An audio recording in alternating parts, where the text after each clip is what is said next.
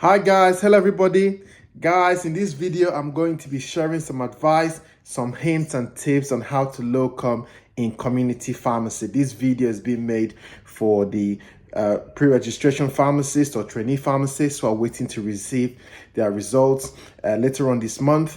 I got a phone call from one of my trainee pharmacists on my program, and she was asking me to advise her and give her tips and hints on how she can locum in community pharmacy once she gets her exam results. So I thought I would do this video to help other people who are in a similar situation as her plan and organize themselves to locum in community pharmacy if that is what you plan to do. Okay, so if you want to, you can get yourself a pen and get yourself a bit of paper so you can take some notes. I will be sharing quite a lot of information in this video, and it might be a lot easier for you to just write down the key points, and so you have it easily. You have it on a bit of paper, which will make it a lot easy for you to look at. But this video will be available for you to watch anytime you want to, so you can always come back to this video as well. Okay, so the first thing you will need to do is to register as a pharmacist with the GPAC. So you can only do this once you've successfully completed the GPAC assessment, you've passed the exam, and you've completed 52 weeks at your training site as well. So once your tutor signs you off for 20 to 52 weeks and you've passed the GPAC exam, you'll be able to send the rest of other documents required by the GPAC and get registered. So that is number one. Number two, you will need indemnity insurance and you need DBS check, which is also known as criminal record check. All right, so your DBS can be done via different platforms.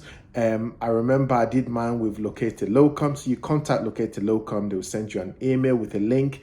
You pretty much follow the link, give them the information they need. They will send that off for you and you can get your DBS done. In terms of indemnity insurance, you can do indemnity insurance via PDA or MPA. So again, if you contact PDA or MPA, they'll be able to get your indemnity insurance sorted for you. The next thing I would like you to do is for you to try and join as many platforms as possible. So guys, there's so many WhatsApp groups, Telegram groups, Facebook groups out there. You can join and network with as many people as possible who are already registered within the profession.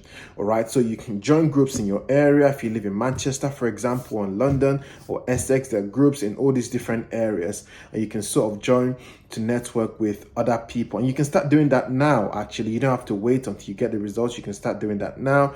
It's entirely up to you. So what I would do, it will give you a chance to obviously pick up shifts from as many of these platforms as possible, but also give you a chance to network with all these other pharmacists who are already on the register.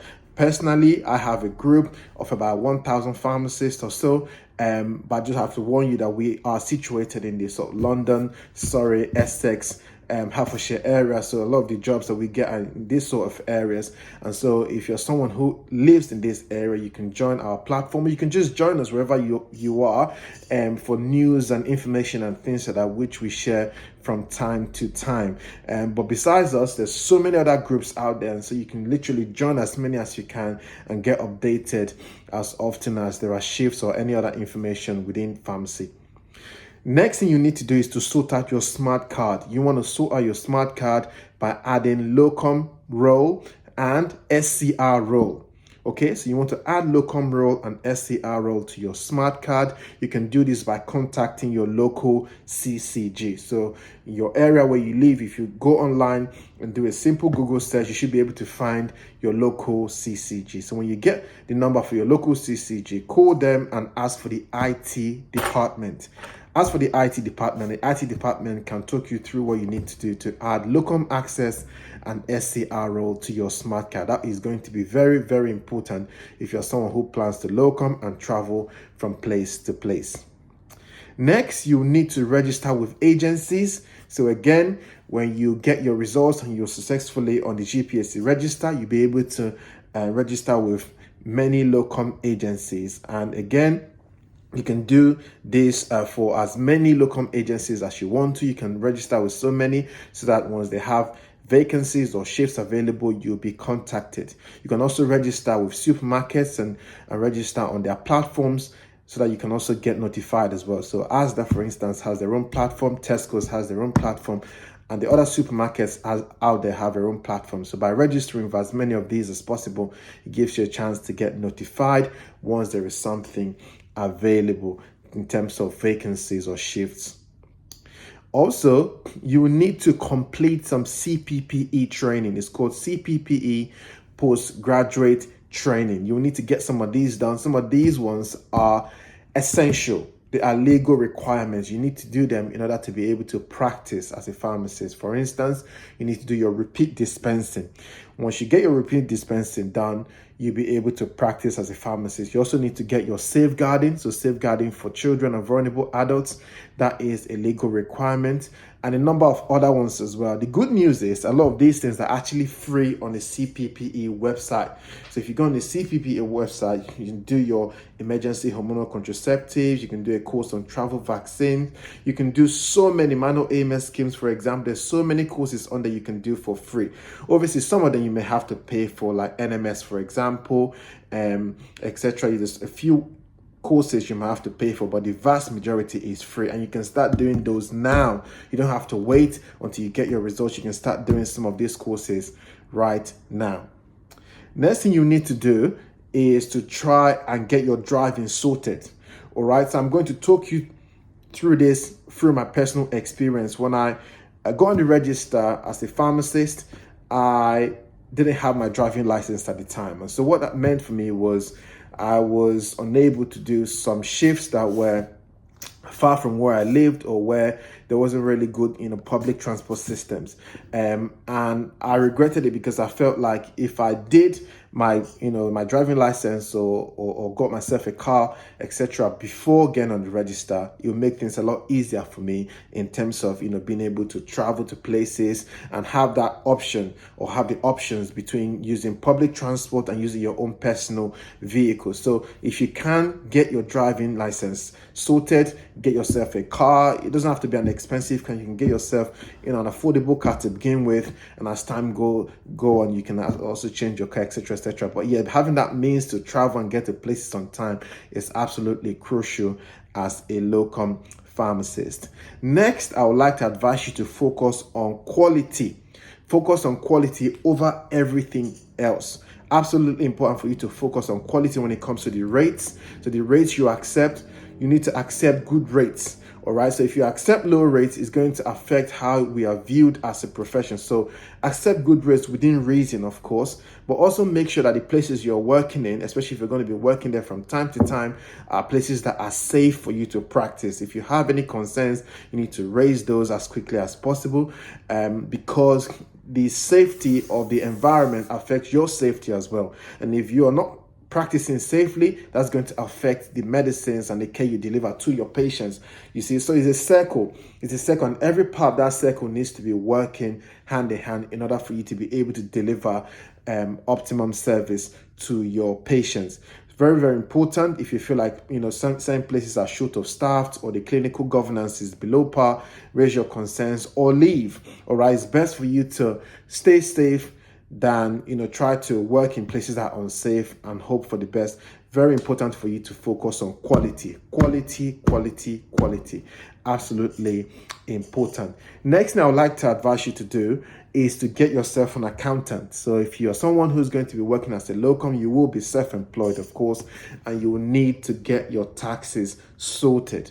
If you're someone who isn't conversant with how to keep all your, your bookkeeping is what they call it in accounting, get all your bookkeeping done properly, file your taxes by yourself. If you're, rusty in this area, you might want to hire an accountant, pay them a small fee, and get them to do it properly for you. And that's a decision you should make as quickly as possible, right? So go online, do a bit of research, and see if it's something you can do by yourself, because you can do it by yourself in some cases. In other cases, if you feel like you're not competent enough to do it, you may need to pay an accountant a fee and get someone to get your accounting done for you. The advice I will give you, though, is for you to keep all the information that is related to your locum work safely.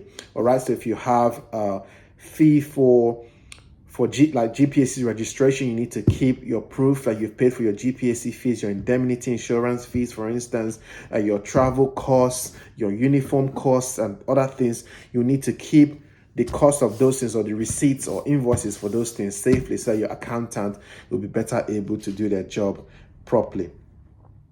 Next, I would like to advise you to continuously develop yourself.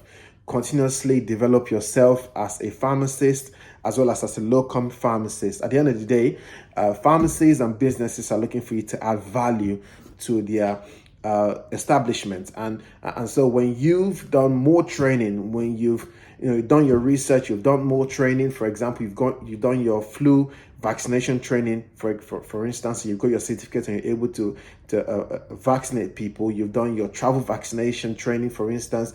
That gives you the ability to attract better rates, also gives you the ability to offer more value to your employers, which is what employers are looking for. They're looking for value, people who are going to come in and add value to their business. All right, so you need to continuously develop yourself. Nowadays, it's a lot easier to do the IP course. And so when you go on the register, you might want to get your IP course sorted. Not too long ago, one of my trainee pharmacists who passed her exam after the November 2022 exam contacted me and said that she is planning to do her IP course at the University of Bath. And we sort of spoke about it, and I was really happy to see that happen, because before you had to wait for 2 years before being able to do your IP course, but nowadays it's a lot easy for you to get that qualification, and you may need it. You might decide to move into a GP surgery role, or move to PCN role, or to hospital role, or whatever role it is, or even work privately, and those things may come in handy. So please continue to personally develop yourself, and that is going to help you navigate your way through not just life as a pharmacist, but life as a locum pharmacist as well. Lastly, I would like to say, if you're feeling overwhelmed, or if you're feeling nervous about doing your first locum shifts, or your first few shifts as a locum, you don't need to be. Trust me, I've done it. There's over 60,000 pharmacists in this country registered at the moment, and at some point we've all had to start as a new person. And so if you're someone who is brand new, you just need to be confident, put the fears away, put this anxiety to one side, and just go in and do the best you can. At the end of the day, you need to work as part of a team. You need to be a team player. You need to work with the counter assistants, the dispensers, the technicians, right? So working hand in hand with these people and having a good relationship with the people you work with and your patients is going to make life a lot easier for you. So go in with confidence, see it as a learning curve. So your learning continues. Just because you've passed the GPSC exam doesn't mean your learning has to stop. Your learning continues forever, actually. So on a daily basis, on a weekly basis, you continue to learn things. Some of those things you have to discover by yourself, but some of those things you would have to learn from the members of the team that you work with. All right, so guys, if you have any questions, you can message me. I would like to wish you all the best. To all my trainees who are waiting for their results at the end of July, I'm hoping you're going to smash the exam. You're going to be successful. Send me a message when you pass your exam. I'm going to be celebrating with you. But until then, all the best. Bye-bye.